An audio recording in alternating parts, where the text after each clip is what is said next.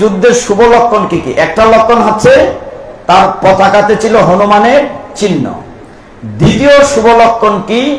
যে ক্ষেত্রটা ধর্মক্ষেত্র, এখানে ধর্মের জয় অধর্মের ক্ষয়। তৃতীয় লক্ষণ কি?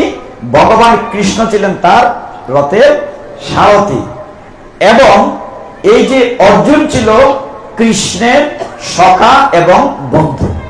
এই লক্ষণগুলো ছিল তাদের যুদ্ধ জয়ের শুভ লক্ষণ। আরো আছে, তো প্রথম অধ্যায়ে আরেকটি শুভ লক্ষণ যেটা এখন শুরু হবে, 1 মিনিটে শেষ করব।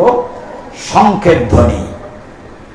ভগবান যে শঙ্খটি বাজিয়েছেন তার নাম আমরা সকলেই জানেন, পাঞ্চজন্য। আপনারা গান করে না, এবার বাজাও তোমার পাঞ্চজন্য।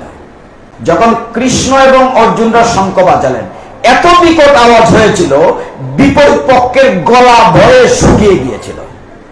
এই শঙ্খধ্বনিটা তাদের জয়ের একটা প্রথম লক্ষণ।